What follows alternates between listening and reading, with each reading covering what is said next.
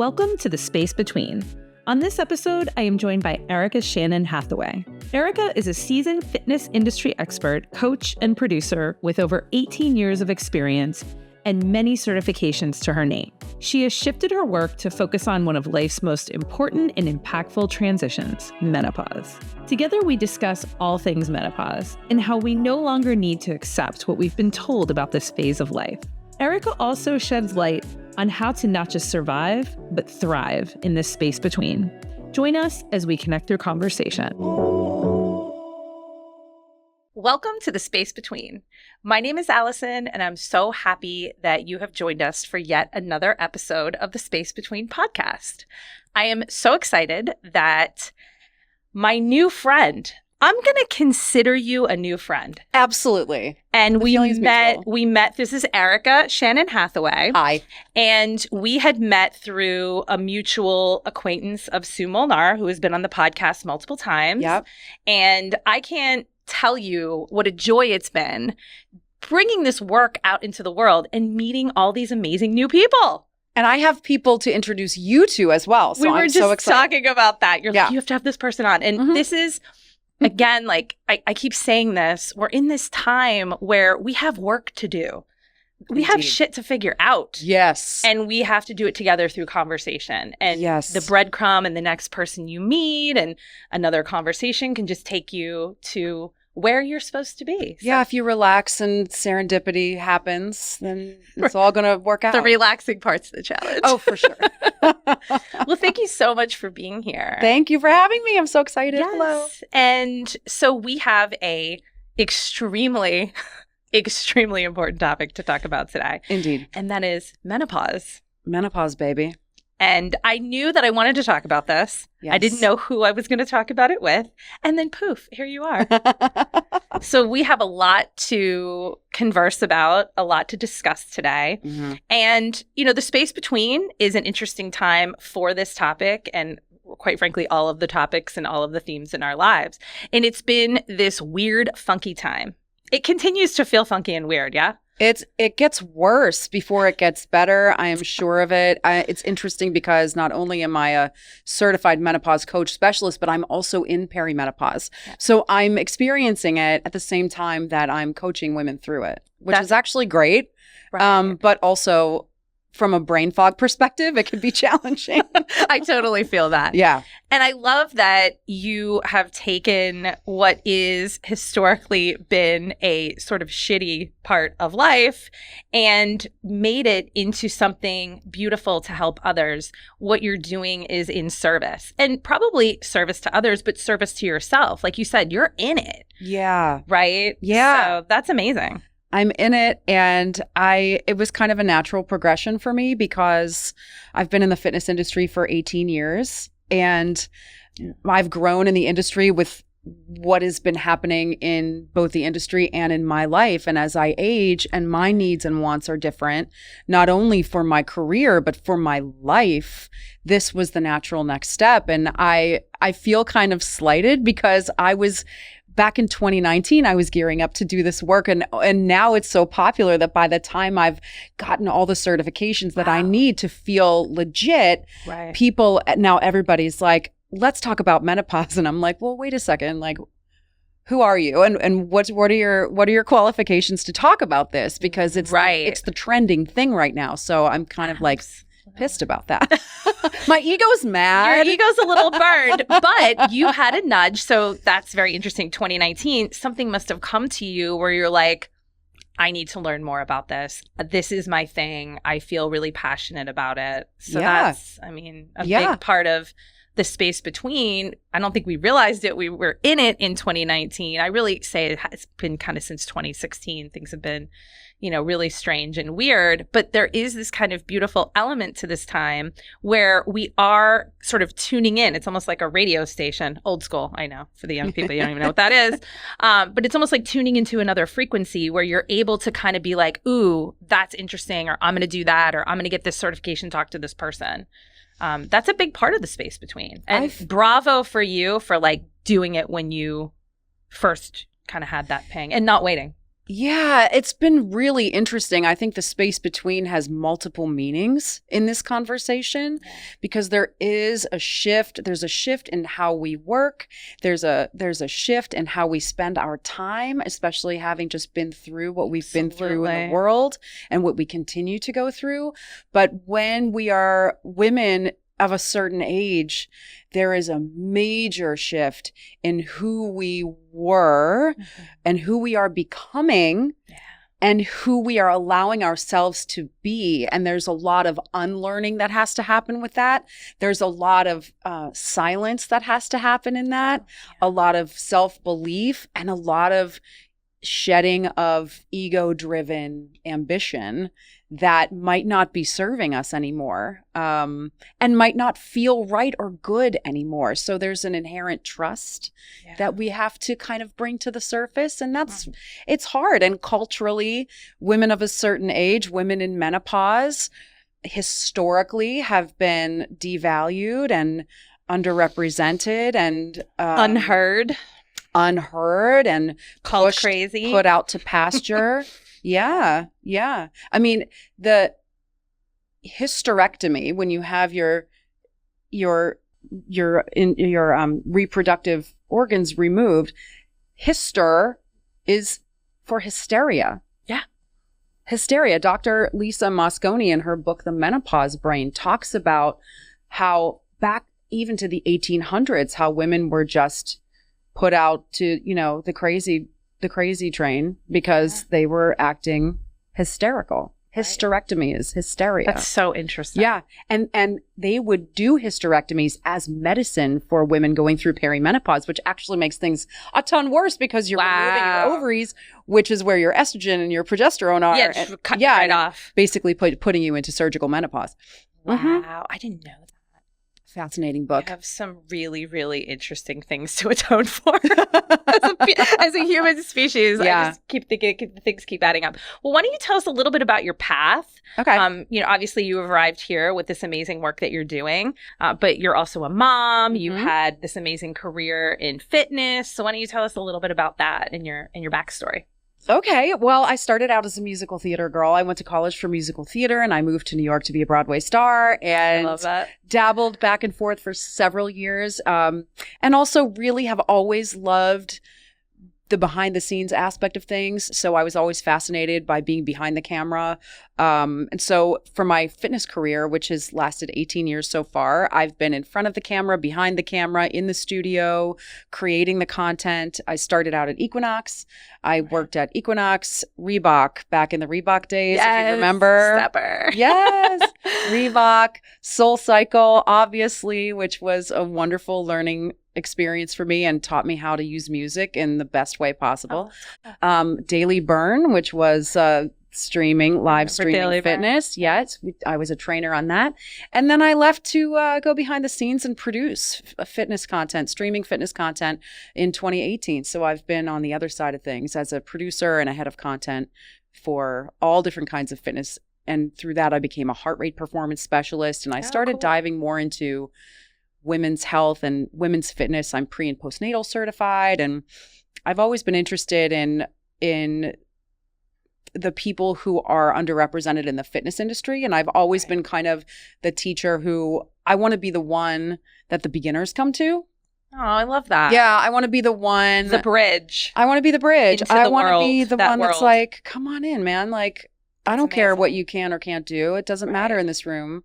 So important. And that's always been my driving force. And I've kind of always followed the path that's taken me closer to that. And as I'm working on my own now, I feel really aligned with that, which is great. That's beautiful. Yeah. Congratulations. Thank you very much. It's so funny how all roads lead.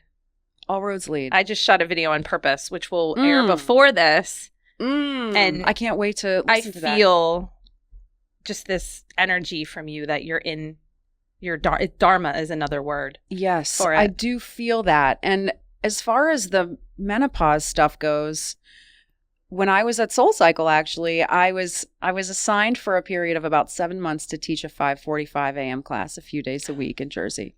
Okay. And I couldn't have hated it more. It was absolutely That's tough. horrible. I had a toddler at the time, and it was just wrecking me. And I was starting to notice that I was having other symptoms. And I called my doctor. I was like, what's wrong with me? And he's like, well, what's your sleep schedule like? You're at the age, I was kind of a geriatric soul cycle instructor in that I was in my 40s. That's funny, especially because everyone that's hired is like barely 20. I so know. I totally was like, I was a geriatric soul cycle instructor, but and of course my manager was like 23, right? So when I called her and told her I couldn't do these classes anymore because my doctor told me I was entering perimenopause and I had to have a sleep schedule, she probably just thought that I was bullshitting her. Right.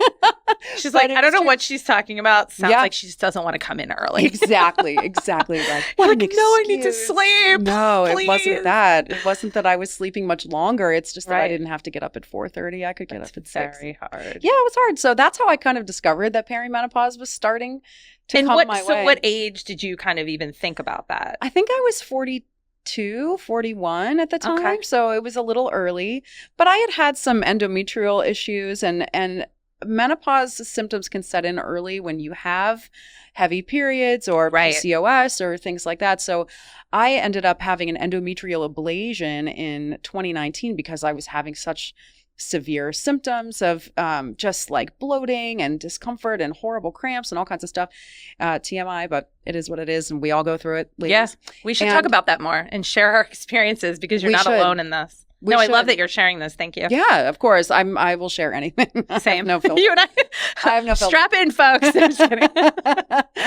Let's talk about periods. But yeah, so then 2019, you have this. You start thinking about menopause. Mm-hmm. You're early 40s. Yeah, and I start looking into it. And when you are certified by a nationally accredited certification program, like I'm certified with the American Council on Exercise, and every 2 years you have to recertify with continued education. Right, CE or credits or exactly. whatever. So I have been choosing ever since then to do all of my continued education in hormone health, women's programming for women, programming for the actively aging community, stuff like that. And I'm really, really interested in it. And I started experimenting on myself because when you are doing highly anaerobic workouts, when you are doing a lot of HIIT workouts and you stop losing weight, you stop feeling good, it's because we need to change the way we exercise as we age.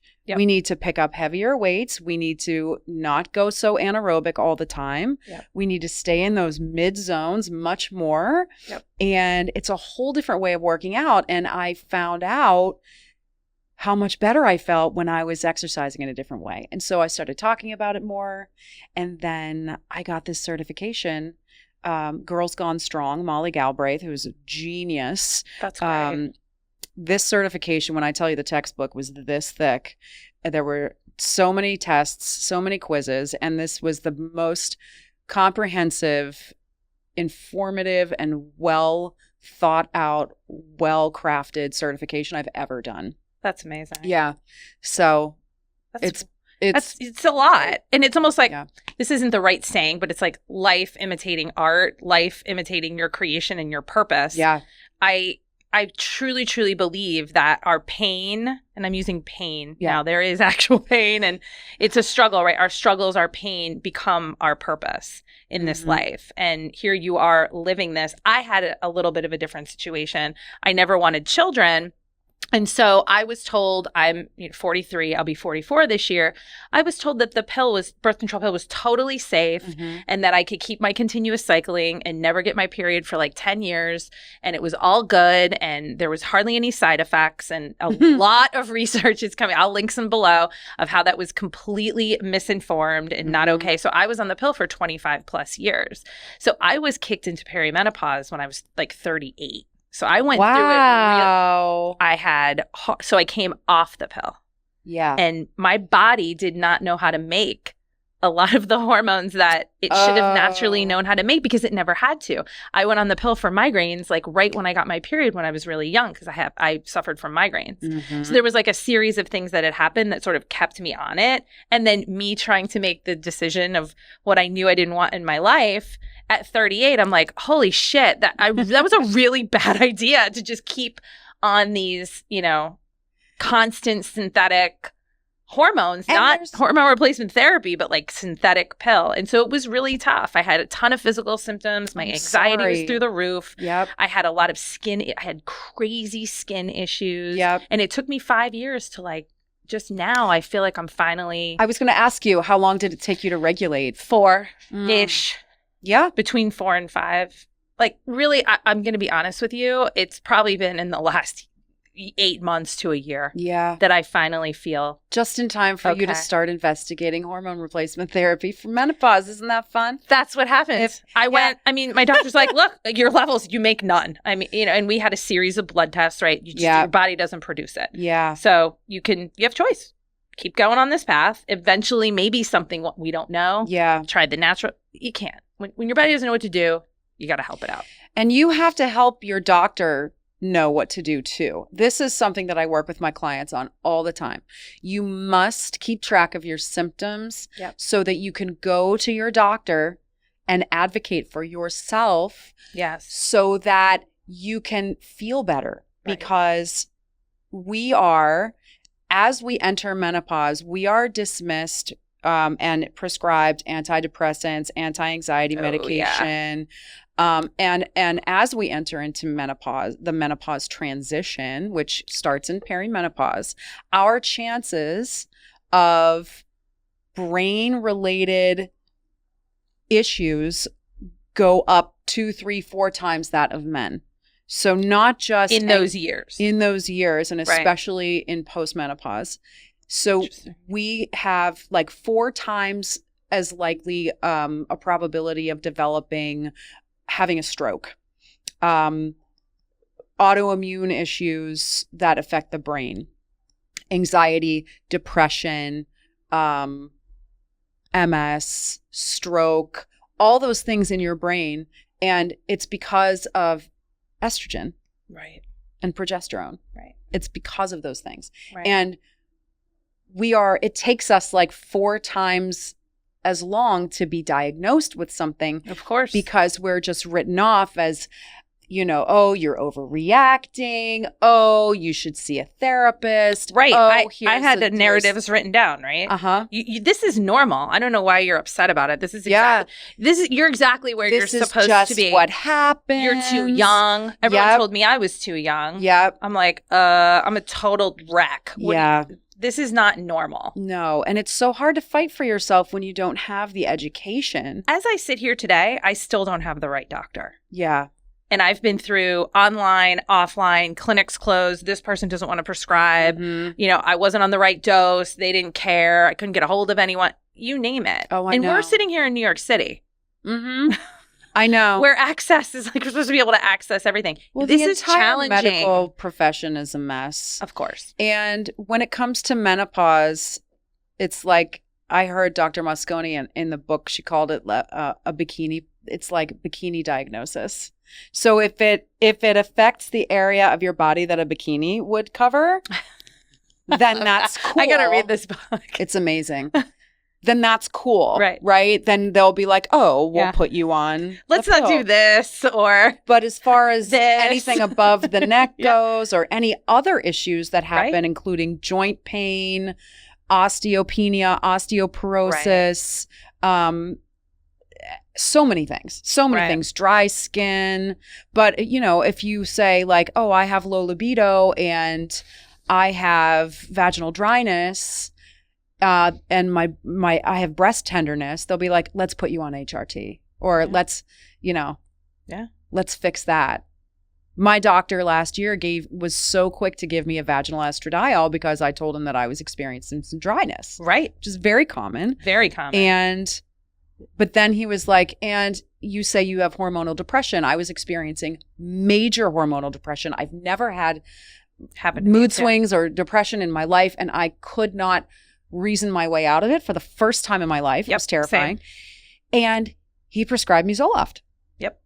Which I'm currently on, and which you'll have to pry from my cold, dead hands until I get a patch, until I convince, and that's my work right now, is that I called him. I've been calling him. I called him. This is the 3rd time. And I'm like, I no, I'm seeing you at the end of July for our annual, but I need to talk to you about HRT before that. Because what they'll do is they'll prescribe antidepressants and they'll treat the symptom and not the cause. Exactly. And by the way, to the audience, you are not crazy. No. You are not crazy. How many times did people, because first of all, when you have these really, really, really impactful and it's scary. Yeah. These swings that come out of nowhere. And you know, listen, the world is the world. It's the space between. We know things aren't great, but you shouldn't be falling off a cliff mentally. And if that's the case and there isn't something so specific in your life that is causing that, pay attention and Also, like you said, be your own advocate. And can we talk about panic attacks for a second? Yeah. Oh, yeah. I had never in my life had a panic attack until last summer. I thought I was having a heart attack. Yeah. I thought I was dying. And I've had 2 or 3 panic attacks in the last year out of nowhere. Right. That is also a symptom of perimenopause. Absolutely. So just know that if you think that you're going crazy, if you think you're having a heart attack, if you think that all these things are happening, check the symptoms of perimenopause as well. And tell your doctor how old you are and what your periods look like, because exactly. And it's not difficult to get blood tests. Now, we could go down a whole rabbit hole with the blood testing, and you know, your hormones are different every day. And I get that. Yeah. I understand that. It's not the easiest thing. No. But it is just a blood test. And a lot of times you will find out things that are, you know, pretty different, right? Based on your age, based on your situation. If you keep at it and keep going down the path, I have to believe that you will eventually find the right people to treat you. You will find the right dosage. It requires an amazing amount of patience, which we'll talk about. Let's definitely talk about that today. Yeah. That's super important. But I love, by the way, for how open you are being about your experience, because it's the only way to be. It is. But so many people aren't. Yeah. And one thing I would say to anyone that's out there, whether you're a man, listen, men deal with us too, just because you don't have it, right? My poor husband, I'm sure your family, it's very difficult. But talk to each other. Somebody that you love, Share. If you are a man listening, somebody you love is going through or will be going through this. And you have to have compassion for them. I shared with my husband the other day about like my intense brain fog symptoms, and something that is scaring me is that, like, oh my God, I can't focus right now. Like, it presents like ADHD a lot of the time. Yep. And so sitting down and concentrating on getting things done is a task that now takes contemplation and a lot more energy and planning. Whereas 2 years ago, 1 year ago, I could be in the zone all day. Yeah. But I can't now. I have to like put my phone in the other room. I have to set a timer. I have to do all the things. But I told him, and he was like, wow, I had no idea. Exactly. You know, and share how you're feeling with your friends, with your family. We have to come together and advocate. I think that's really the only way we'll change the way the medical community looks at this, the way that, you know, the collective looks at this. But what's awesome. Sorry, I just want to finish this real quick. Please. What's awesome is that there are so many amazing board certified physicians right now who are showing up on social media with receipts. So if you have if you have someone in your family who is writing you off for your behavior, you show them Dr. Mary Claire Haver. Yeah. You show them Kelly Casperson. You show them Dr. Mosconi. You show them those people and say, these are board certified OBGYNs, urologists, therapists, dietitians who this is their life's work and this is what is happening. Yeah. Absolutely. I love that you say they show up with receipts, because they did. And I never felt so validated. And, you know, of course you stumble upon these things because that's what you're searching for. And that's what the algorithm. And I'm so very grateful for them, because they're taking a step out. People are calling them crazy. This person doesn't know what they're talking about. Right. And, you know, the war on women continues. It does. So one of the things I always like to do is kind of talk about the definition of menopause. So this was very clinical.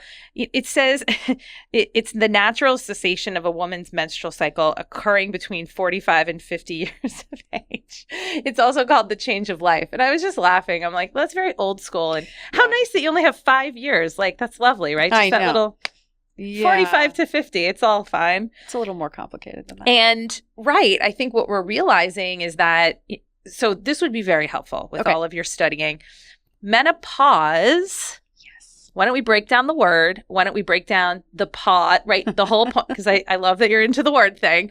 And that is only one piece. There's pre, there's post. So can we talk a little bit about that? So menopause is actually one day. Right. Menopause, actual menopause is marked by the day that marks 12 months since your last period. Okay. So if you don't bleed for 12 months, you hit menopause. Interesting. I didn't even know that. Okay. Maybe we have a party that day. Maybe we celebrate it in some way, if we even know. I mean, how hard is it to remember and keep track? Right. That sounds like a day you might miss, Like, especially if you have the brain fog. I know. Remember. So Yeah. the meat of the issue that we're talking about really here is, so you are in premenopause in your reproductive years, when you Right. have normal cycles, when you are at your reproductive prime where you're having babies or choosing not to or whatever. Right. Then the menopause transition, aka perimenopause, Okay. begins when your periods kind of start getting a little wonky. Maybe you're a couple weeks late one month, and maybe you're a little early one month. Maybe you skip a period. Maybe it becomes a lot heavier. It's different. Maybe for it's just every symptoms. single- Like my period was still like clockwork and I was falling apart. Yeah, yes. Yeah. So maybe you have it's- to know your body maybe when you- something starts to shift. Yes. So you might Yeah. start experiencing the vasomotor symptoms, which are like hot flashes, night sweats, stuff like that. Oh, yeah. But perimenopause is so much more than hot flashes. It's joint pain, stiffness, low libido, vaginal dryness, dry mouth, tinnitus, thinning hair, breast tenderness, everything. All the mental Basically, stuff. yeah. Oh, anxiety, depression, panic Yeah. attacks, anxiety attacks, insomnia. That's a The big list one. Goes on and on. The list goes on Yeah. and on. So that's perimenopause, and what's happening there is, we're born with a certain amount of eggs. Right. We start running out of eggs, and our bodies are trying really hard to maintain that rhythm. And if you look at your hormone levels during perimenopause, it's chaos. It's I had no total idea. chaos. Yeah. So there are 4 hormones at play: estrogen, Yep. progesterone, luteinizing hormone, and follicle stimulating hormone. And those 4 hormones play against each other to create natural menstrual cycles and release the egg from the follicles during the Right. follicular phase, which causes ovulation. And then your estrogen and progesterone stay high until you don't get pregnant, and then Boom. it drops, your temperature drops, you get your period. So that happens over and over again. Once your eggs start drying, like not appearing anymore because they're gone, the hormones are trying to figure out what Yeah. to do. They're like, what's happening?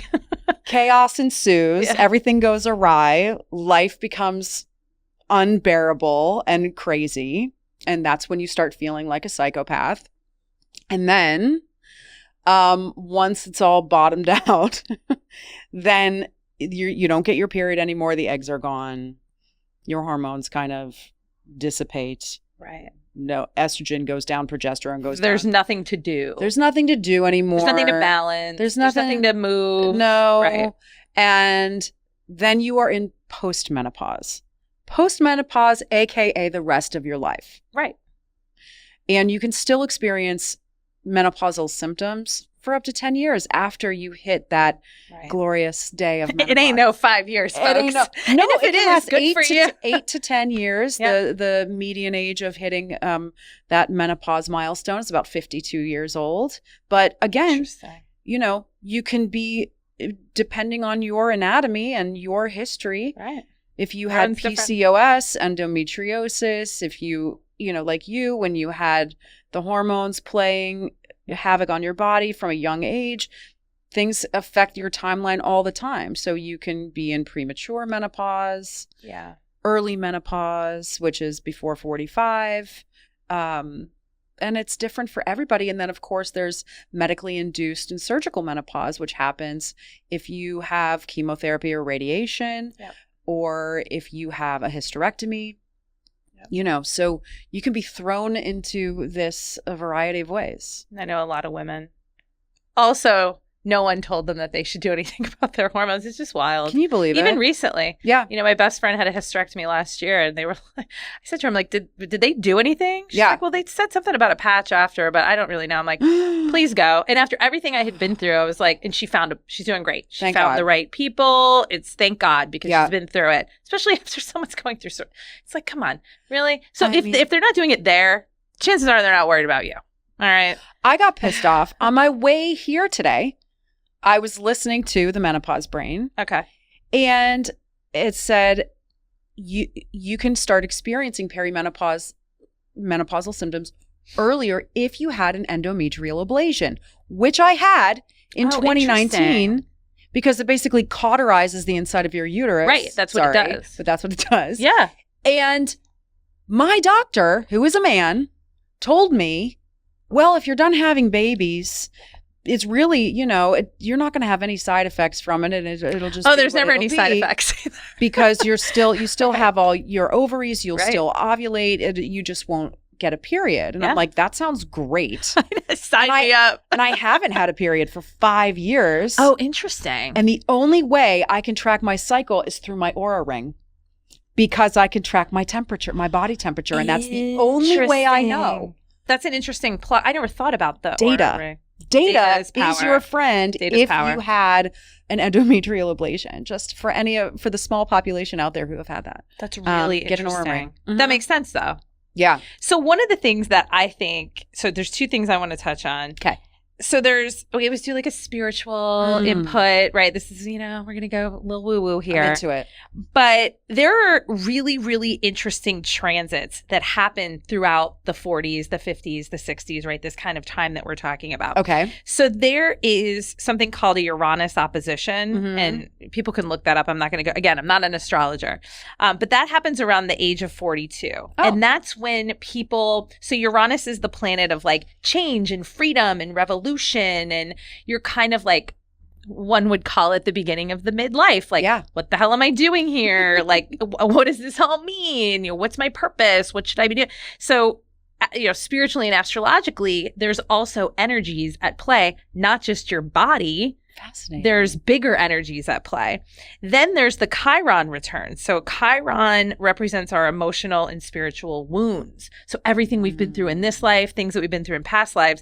And that's between ages 46 to 52. So there's all this shit going on, right? Mm-hmm. So in a return, that basically means, because Chiron goes around every, I would assume, 46 to 52 years, it comes back to the exact placement of where we were born. So it's our time to start releasing. We're being called to let go. We're being called to heal. We're being called to help others heal. So like everything that you said, I was so excited to tell you this because I was like, oh shit, you're right on time. It makes sense. Right. And so then the last one, I've been decluttering. See, yes. It's all this energy, right? Yes. Your body's giving this off. It's what's in your chart. It's what's in the ether and the planets. And it's all so perfectly designed, right?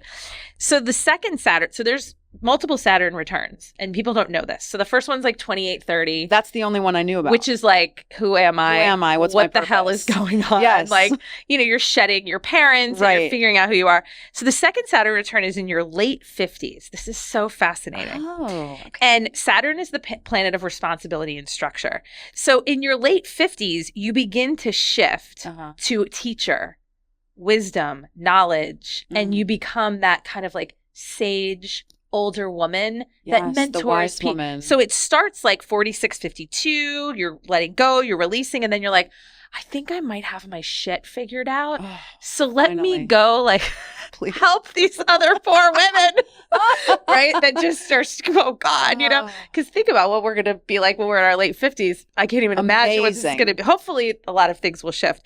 But that's when you reclaim your authority. So there's all of these amazing spiritual energies at play that come into this time of this beautiful, let's call it a beautiful transition of being a woman. I really do believe that's what it is too. And that's something that I really try to help my clients get there too. I want them to know that, first of all, it's not going to last forever. Right. But It is a also we transition. can really use so many tools to improve the quality of our life along the way and embrace beautiful. this wise woman, village sage, Yeah. mentor, someone to look up to, someone who has answers. Like, if we're going to evolve into that woman, we must give ourselves grace on the journey. Yeah, that's beautiful. Mm-hmm. So tell me a little bit about your work that you're doing now. So I am just opening my coaching programs. So I'm very excited about it. It's called Your Next Chapter. I love that name. And I do group coaching and I do beautiful. private one-on-one coaching. And we focus on the 4 pillars that are the most important in this phase, which are nutrition, exercise, sleep, and self-care / stress management. Wow. And great. Yeah. And it's really fun. It's great work. And everybody is so different. Right. Everybody has different challenges. Everybody has different symptoms, and everyone's in a different phase of their journey. Right. And so it's pretty bespoke because it has to be. Right. And that's awesome. Yeah. And but what's so fun about it is that I've always liked to solve problems. I've always liked spreadsheets and like data and trying to figure stuff out. So everybody, it's all about like, okay, we start everything, and I have to credit Molly Galbraith and Girls Gone Strong with this idea. We start with declaring our menopause vision statement for how we want to be, who we want to be in menopause, what we value in life. That's so amazing. Setting your intention. Setting the course. Because it's work. And it's the North Star for all of the work we do. That's beautiful. So if you say to me, in menopause, I see myself thriving as an active member of my cycling community and giving back through volunteering with A, B, and C, then when we exercise, we're going to work on your hip mobility. We're going to work on things that keep you in that place so that you can stay part of your community. That's amazing. You know, if you want to be able to pick up your grandchildren, I'm going to give you moves that help you support that movement. We're going to train in a certain way. And of course, with my one-on-one clients, we do a massive intake situation where I'm sure, because you need to understand what's happening. Need to understand. With the group coaching, we don't do so much of that because it's not as individualized. Right. But everybody gets access to my fitness platform, which is called Move and Win. Oh, that's great. I love that. Because my motto in life is if you're moving, you're winning. Oh, I love that. Yes, I love it too. It's called Move and Win. And I have workouts in there. I drop one new workout every week, and it's either a regular strength or cardio or some combination workout, a menopause specific workout. That's wonderful. And then I have another section called Small Wins, which are all express workouts, 15 minutes or less. Because we're living life. We have shit to do. Erika, that's amazing. I love it. I love it. And it's all launching. I haven't launched it yet because it's Mercury retrograde. I believe so. It officially ends on the 25th. Then we have the shadows. Yeah, but so you're close. It's ready, and I'm just waiting. Well, by the time this launches, it will be live. It will be live. And I also want to mention that the other thing I do, which is totally free, every few weeks I have a Menopause Party. I saw that. I love it. I'm totally going to join the next one. Please come. I absolutely will. Please come. I love these. I started them as kind of field research. I put something out on Instagram and I was like, hey, I'm getting certified as a menopause coach specialist. And if you're experiencing perimenopause or menopause symptoms, like, I want to have a fireside chat. Come on in. Let's come to Zoom and let's just talk about what we're going through. I had 77 people register. What? And I was like, wow. This is something. People need this. This is something. So that's beautiful. I decided to keep doing it. And at first I didn't record them because it was for my own research. And I was like, you know, what happens at the Menopause Party stays at the Menopause Party. Right, you know? Of course, yeah. And then I decided to start recording them and doing replays because I do them at 8:00 at night every other Tuesday, basically. And so I don't want to limit the people who need it Right. based on if they're available at 8:00 on a Tuesday night, you know, because Right. a lot of us have kids. And that's the other cruel thing. In perimenopause, you're going through this change. A lot of our kids are going through puberty. And so that's just a little double thing, but we'll talk about that later. Very interesting energy. Yeah. And we're taking care of our parents.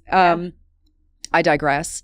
But the Menopause Party is free. It's always free. It's a total joy. Sometimes we'll link all of this below. Your new thing, the Menopause Party, where people can find you. Yes, I have experts on. A couple weeks ago, I had my physical therapist on, who is also a pelvic health specialist. So we talked about all things joint health and pelvic health in menopause. I had an eye specialist come on to talk about dry eye. I have a nutritionist coming on soon. So every once in a while we do that. And every once in a while we do what I call an all skate, where we just meet, we hang out, and I give flash coaching for free.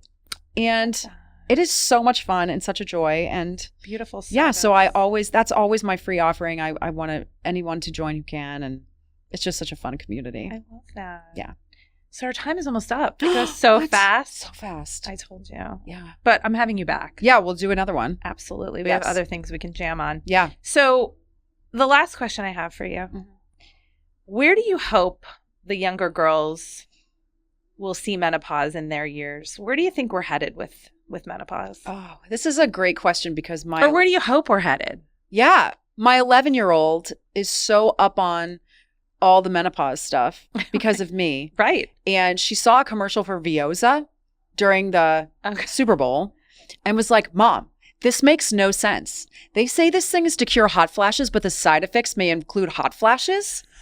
What's that all about? And I was like, I love it. Vioza might not be the right choice for many people because and it's actually not covered by insurance and is very costly. And then you're not actually, we're just treating the symptom and we're not actually looking at the root cause of our sick care system. But to answer your question, my hope is that we normalize the conversation, not just around menopause, but around puberty for girls. When I was growing up, my mother, and I love my mother, and we've actually discussed this at length, but it wasn't culturally acceptable for the mom to share what she was going through with me.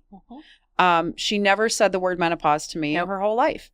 Same. She could barely talk to me about periods. She has trouble even saying the words of she can't say vagina. Like, you know, it's like that we were told not to talk. I mean, it was historically women were supposed to be quiet. Right. Seen and not heard. Yeah. So my hope for the younger generation is that kids feel super comfortable talking about their bodies, about how they function, and know why things happen. Yeah. And I'm so grateful that Are You There, God? It's Me, Margaret came out in the theaters last year so I could take my daughter. And that is so sweet. We had so much fun and we had all the talks about all the things. And that's awesome. I'm very, very honest and open with her about how her body works and how it's working now hormonally because she's entering puberty, and also what she can expect to happen, and then share with her what's happening to me. Right. Because then we can recognize in one another when we're having a hormonal moment. And we can just say, is that a gift? A whore moment? Oh, a whore moment. We don't want that. Oh, that's another side effect of puberty. Please don't let my daughter have any whore moments. That's amazing. Oh, she inevitably will. She's open. Yes, she's totally open. Hopefully she will continue to feel like she can come to you because you're being open. When we're open, we're going to meet with more openness. That's my master plan. I don't want her to keep stuff from me. Right. You know, I want to know. And we need each other to get through this. Yes, I mean, I didn't know what was happening to me. And again, there was no internet. Our mothers weren't they weren't going to, Dr. Mary Claire wasn't on Instagram. Nobody knew what the hell was happening. Their doctors were gaslighting the shit out of them all the time. If they were even comfortable to mention anything, which they probably weren't. No, most people said nothing. Nothing. And what I think, and that's a beautiful answer. And I really believe with my heart that that's where we're headed because it's already happening. Mm-hmm. And if it just continues to happen more, that's how we change the world. Like, and more the kids people have talking. No shame. That's amazing. I love that. That's she good. has no shame. We went to my mom's a few weeks ago and she and my mom are soulmates. It's so sweet. Aww. And she and my mom crawl into my mom's bed every night and have talks. And my mom came downstairs one morning and was like, you tell her everything, don't you? Because she was like talking about her period and talking about sex and talking about this. And I was like, yeah, I tell her everything. Wow. My mom was like, wow. That's crazy. And that's where this is at and headed. I mean, as long as we keep talking, Please let us talk about this because we have to heal. We have to normalize it. Yeah. Why are we still trying to normalize this? Yeah. It's 2024. Well, thank you for who you are. Thank you for your work. And, thank you for your path and your journey that has brought you here to share this with our audience and me. And I appreciate it so much. Well, thanks for amplifying the conversation. You're welcome. It's so important. And, if anyone wants to reach out to either of us, you can connect with Erika. She has a lot of different ways that we can continue to connect in this conversation on menopause. Yeah. And I really believe in this space between, to wrap it all up, we are changing. It doesn't feel that way, but it is. Mm-hmm. You just said the conversation between generations of your daughter to your mother. That is a massive change. It is. And for the better. Exactly. And we're taught that things aren't happening, right? Nothing happens as quickly as we want it to because there's no patience. Yeah. But they are. And we have to continue to trust that. We have to trust each other. And thank you. Thank you for being you, and thank you for being here. Thank you so much for having me. Let's do this again. So fun. Absolutely. So much more to talk about. Absolutely. And thank you so much to all of you for joining the Space Between. We really appreciate you taking time to spend some time with us. And we'll see you soon again in the Space Between. Thank you so much for joining us in the Space Between. We hope this conversation sparked connection for you. Please like, subscribe, and share this episode with someone who will find value. And make sure to tune into our next episode as we continue the journey into the core themes of our lives. We'll see you again in the Space Between.